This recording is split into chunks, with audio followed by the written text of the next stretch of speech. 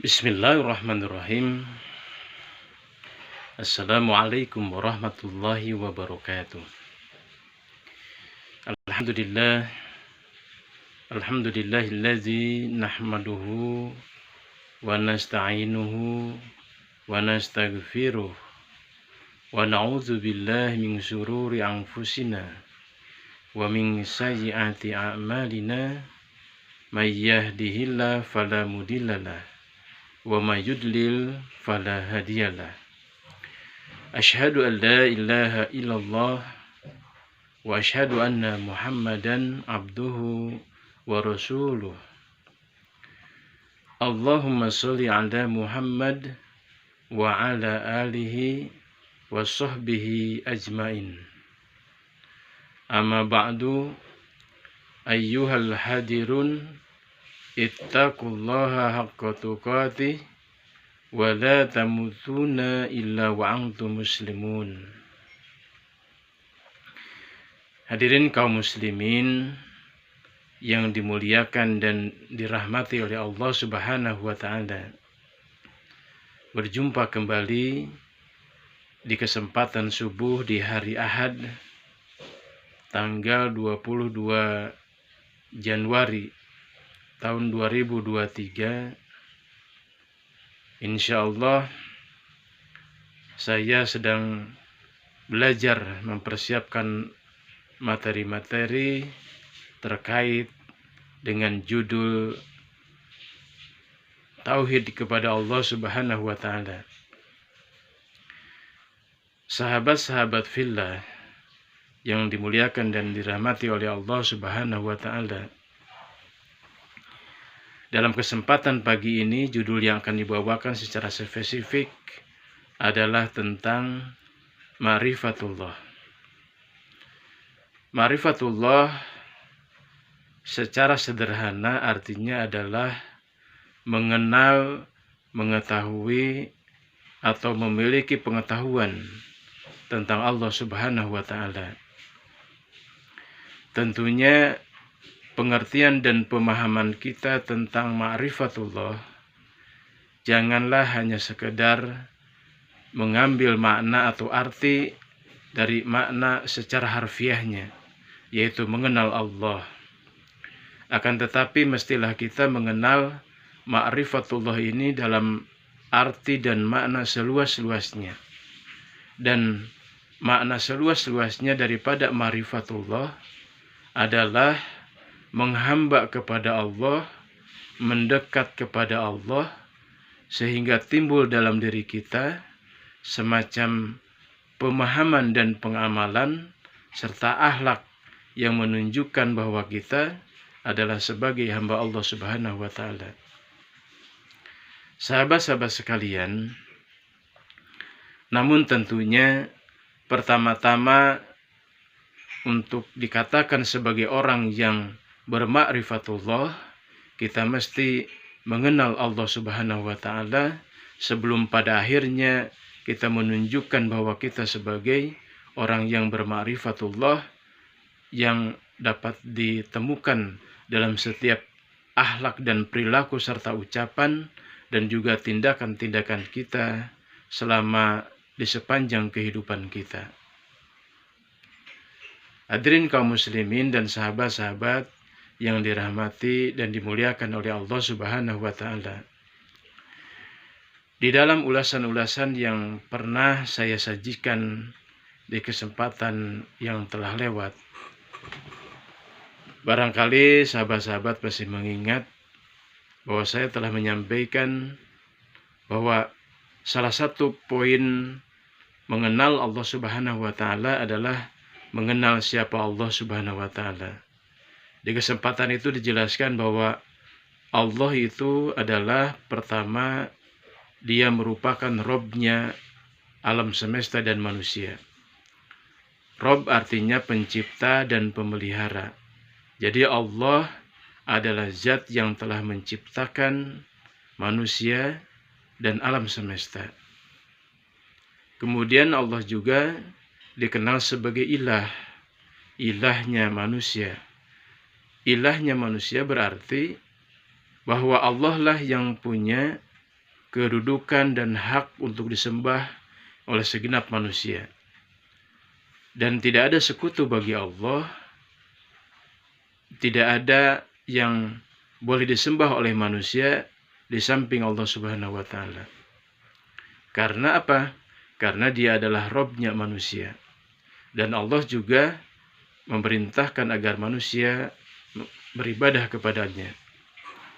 Sahabat-sahabat sekalian, kemudian ketiganya di situ dijelaskan bahwa Allah Subhanahu wa Ta'ala adalah Maliki Yaumiddin, penguasa di hari pembalasan nanti, penguasa di padang mahsyar nanti, di saat manusia dihidupkan kembali untuk mempertanggungjawabkan seluruh perbuatannya yang pernah dilakukannya selama hidup di dunia.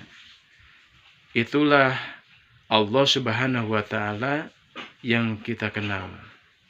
Dan begitu pula lah Allah memperkenalkan dirinya kepada manusia. Di samping itu Allah mengenalkan kepada kita melalui Asmaul Husna, melalui nama-nama dan sifat-sifatnya yang baik. Nah, sahabat-sahabat sekalian, itulah pembahasan yang pernah disampaikan di masa yang telah lewat itu. Dalam kesempatan kali ini, saya ingin menguraikan beberapa hal terkait ma'rifatullah agar pemahaman dan ilmu kita semakin bertambah.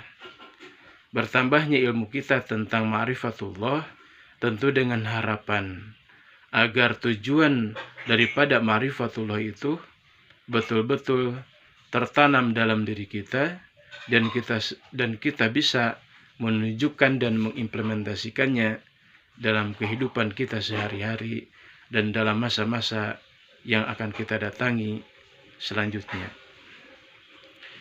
Sahabat-sahabat sekalian yang dirahmati oleh Allah Subhanahu wa Ta'ala, ada sebuah pertanyaan yang patut untuk kita jawab dan bisa memberikan jawaban yang sepuas-puasnya terhadap para pemirsa sekalian. Pertanyaan itu adalah, bagaimana cara kita bermakrifat kepada Allah? Dalam arti bagaimana untuk tahapan pertamanya, bagaimana cara kita mengenal Allah Subhanahu wa Ta'ala? Bagaimana kita meyakini dan mengetahui bahwa Allah itu ada? Nah, teman-teman sekalian, sebelumnya perlu kita ketahui terlebih dahulu bahwa ma'rifatullah itu tidak hanya sekedar pengetahuan, tidak hanya sekedar ilmu, tidak sekedar apa yang bisa tertanam dalam akal kita, yang biasanya haus dengan ilmu pengetahuan, yang biasanya haus dengan apa yang kita peroleh, baik dengan data-data yang tersaji secara empiris, ataupun data-data yang dapat kita baca di buku-buku, atau secara rasional. Ma'rifatullah juga sebenarnya termasuk ke wilayah keimanan, termasuk wilayah keyakinan dan sikap pembenaran-pembenaran terhadap apa yang dikabarkan oleh orang-orang terdahulu, oleh orang tua kita, oleh guru-guru kita, oleh para ulama, dan kesananya oleh yang disampaikan oleh para nabi. Nah, sikap membenarkan ini merupakan bagian yang tidak terpisahkan daripada ma'rifatullah. Apa sebab? Sebab orang-orang yang hanya sekedar mengetahui tentang ilmu ma'rifatullah atau apa-apa yang terkandungnya tanpa sikap membenarkan dan tanpa sikap meyakini atau mengimaninya, maka hal ini tentulah bukan maksud dan tujuan daripada ma'rifatullah itu sendiri. Karena tujuan utama daripada ma'rifatullah adalah datangnya ilmu ke dalam jiwa kita untuk memperkuat, menghadirkan, dan memperkokoh keimanan kita kepada Allah Subhanahu wa Ta'ala. Nah, sehingga menjawab pertanyaan bagaimana kita mengetahui dan meyakini bahwa Allah itu ada, maka tentunya di samping kita harus membuka mata, telinga, dan akal pikiran secara lahiriah, kita juga harus mau membuka hati kita, membuka jiwa kita, agar mau menerima apa-apa yang disampaikan oleh Rasulullah SAW sebagai orang yang diutus oleh Allah membawa wahyunya. Di samping itu, kita juga harus berdoa kepada Allah agar Allah menanamkan keimanan, menanamkan keyakinan dalam jiwa kita. Karena apa? Karena keimanan dan keyakinan itu adalah hidayah. Dan hidayah itu merupakan suatu anugerah, suatu pemberian, atau suatu karunia dari Allah Subhanahu wa Ta'ala terhadap hamba-hambanya yang dipilih. Marilah kita berdoa, semoga kita menjadi hamba-hamba yang dipilih oleh Allah itu. Jadi ma'rifatullah itu bukan hanya sekedar pengetahuan, tapi juga merupakan hidayah dari Allah Subhanahu wa Ta'ala. Sahabat-sahabat sekalian, sebagaimana tadi disinggung, karena ma'rifatullah itu merupakan persoalan pengetahuan, marilah kita jawab pertanyaan tersebut dengan pembahasan sebagai berikut.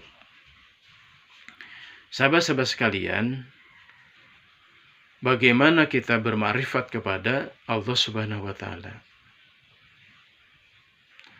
Bermakrifat kepada Allah Subhanahu wa Ta'ala dapat kita tempuh setidaknya dengan 4 cara.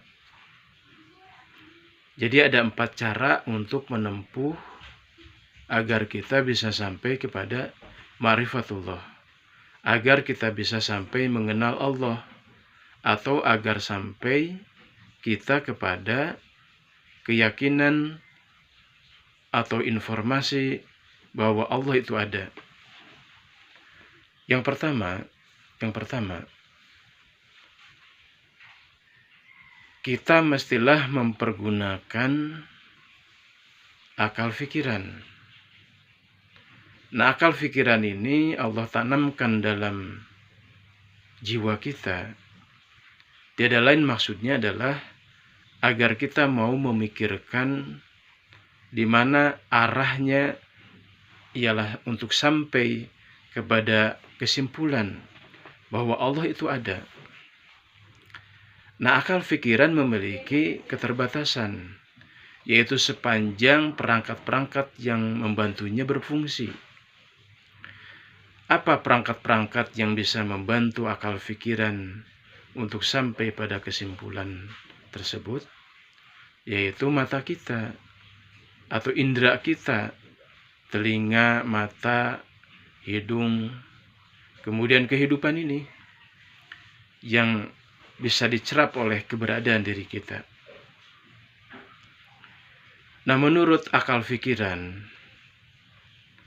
di mana akal pikiran kita diarahkan baik ke dalam diri kita ataupun ke alam semesta atau dunia ini semua merupakan sebuah keberadaan, sebuah fakta-fakta yang nyata. Diri kita ada, manusia itu ada, alam semesta ini ada, bumi ini ada. Nah, keberadaan semua hal yang dapat kita lihat dengan mata dan semua yang dapat kita dengar dan kita sadari, tentulah ada yang mengadakannya, tentulah ada yang menciptakannya. Dan yang mengadakan dan yang menciptakan ini, dialah yang kita kenal sebagai Tuhan. Jadi Tuhan itu ada dengan adanya alam semesta, dengan adanya diri kita, dengan adanya bumi ini. Itulah pencapaian yang dapat dicapai oleh akal pikiran, bahwa Tuhan itu mesti ada, karena alam semesta ini ada, pastilah ada penciptanya. Dialah yang menciptakan alam semesta, yang menciptakan manusia. Hanya saja tentu kita tidak akan pernah sampai, atau akal kita tidak akan pernah sampai mengenal siapa Tuhan itu. Siapa nama Tuhan yang telah menciptakan diri kita ini? Siapakah nama Tuhan yang telah menciptakan alam semesta ini? Kita bersepakat bahwa Tuhan itu adalah istilah untuk menunjuk zat yang menciptakan diri kita, zat yang menciptakan alam semesta kita. Hanya dengan akal itu kita tidak bisa sampai kepada hakikat Tuhan tersebut, karena memang akal kita terbatas. Nah, akal kita terbatas untuk mengenal siapa Tuhan tidak berarti bahwa Tuhan itu tidak ada. Karena akal manusia itu tidak bisa dijadikan bukti ketidakmampuannya mengenal sesuatu, akhirnya disimpulkan bahwa sesuatu itu tidak ada. Tetapi akal manusia hanya sampai pada kesimpulan bahwa sesuatu itu ada, walaupun akal tidak sampai mengenalinya. Nah, hadirin kaum muslimin rahimakumullah dan sahabat-sahabat sekalian, itu langkah pertama bahwa untuk sampai kepada keyakinan bahwa Tuhan itu ada, itulah caranya, yaitu bahwa akal harus diarahkan untuk mengenal tentang keberadaan alam semesta dan diri kita. Kemudian yang keduanya, untuk mengenal Tuhan yang menciptakan kita, yaitu Allah Subhanahu wa Ta'ala, karena akal tidak bisa sampai menemukan siapa nama Tuhan yang menciptakan alam semesta dan manusia, maka mestilah Tuhan itu memperkenalkan dirinya kepada kita. Dan memang Allah Subhanahu wa Ta'ala memperkenalkan dirinya kepada kita. Allah mengenalkan dirinya dengan nama Allah Subhanahu wa Ta'ala. Tuhan mengenalkan dirinya kepada manusia dengan menyebut namanya sebagai Allah Subhanahu wa Ta'ala. Allah juga mengenalkan kepada kita tentang sifat-sifat dan namanya. Allah juga mengenalkan kepada kita tentang syarat-syarat bahwa yang memiliki sifat-sifat tersebut layak disebut sebagai Tuhan. Nah, kita sebut saja syarat-syarat bahwa suatu zat pantas dikatakan sebagai Tuhan. Pertama, namanya Allah. Kedua, Dia satu.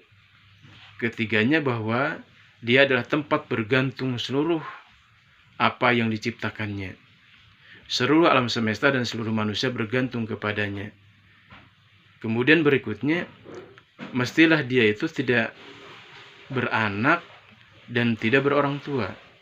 Dan mestilah Dia itu tidak sama dengan sesuatu apapun yang lainnya.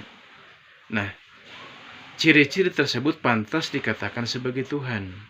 Dan Tuhan itu yang memiliki ciri tersebut adalah yang menciptakan alam semesta dan manusia. Dialah Allah Subhanahu wa Ta'ala. Nah, dengan mengenal namanya dan mengenal sifat-sifatnya dan mengenal syarat-syaratnya, syarat-syarat bahwa Dia pantas dikatakan sebagai Tuhan, itulah cara kita mengenal Tuhan. Itulah cara kita mengenal Allah Subhanahu wa Ta'ala. Itu cara yang kedua. Kemudian cara yang ketiganya untuk mengenal Allah Subhanahu wa Ta'ala adalah dengan mengenal diri kita sendiri. Kita ada di muka bumi ini bukanlah diri kita yang menciptakannya, bukanlah diri kita sendiri yang mengadakannya. Seandainya diri kita sendiri yang menciptakan diri kita sendiri, tentu kita bebas. Kapan kita boleh ada di dunia ini, kapan kita tidak ada. Atau katakanlah begini, manusia dalam kenyataannya, mereka meninggal. Dan ketika manusia meninggal atau sakit katakanlah, mereka tidak punya kemampuan untuk menyembuhkan dirinya sendiri atau mencegah kematian dari dirinya. Itu bukti bahwa manusia ada tidak dengan dirinya. Manusia ada, pasti ada yang mengadakannya. Dan di dalam diri kita ada yang namanya hati nurani. Ada fitrah, di dalam hati nurani itu ada fitrah. Dan fitrah setiap manusia mengenal bahwa dirinya itu diciptakan, dipelihara, ditumbuh kembangkan, dihidupkan dan diwafatkan oleh suatu zat, dan zat itu adalah Allah Subhanahu wa Ta'ala. Jadi cara mengenal Allah adalah dengan mengenal diri kita. Diri kita di samping diciptakan, dipelihara, dihidupkan dan diwafatkan oleh Allah, diri kita memiliki tugas, memiliki kewajiban sebagai hamba Allah dan sebagai khalifah di muka bumi. Itulah cara yang ketiga, mengenal Allah Subhanahu wa Ta'ala melalui keberadaan diri kita sendiri. Lalu yang keempatnya, untuk mengenal Allah Subhanahu wa Ta'ala dengan suatu tingkatan yang lebih tinggi lagi. Karena mengenal Allah itu memang sejak awal diungkapkan tidak hanya sekedar melalui akal pikiran, tapi juga melalui bagaimana nama-nama Allah Subhanahu wa Ta'ala, bagaimana Allah itu mengenalkan dirinya sendiri. Dan ketiganya melalui mengkaji diri kita sendiri. Dan yang keempatnya, untuk mengenal Allah Subhanahu wa Ta'ala dengan tingkatan yang lebih tinggi lagi adalah dengan melakukan ibadah. Nah, orang-orang yang melakukan ibadah dengan mentaati apa yang Allah perintahkan dan menjauhi apa yang Allah larang, itu akan mengenal Allah lebih dekat lagi, mengenal Allah lebih luas lagi, mengenal Allah lebih mendalam lagi. Apa sebabnya? Sebabnya adalah orang-orang yang ahli ibadah, orang-orang yang mentaati apa yang Allah perintahkan dengan sepenuh keikhlasan kepadanya, dengan sepenuh ketaatan kepadanya, maka akan terbukalah rahasia-rahasia gaib. Akan terbuka rahasia-rahasia tentang keberadaan, tentang sifat-sifat Allah Subhanahu wa Ta'ala.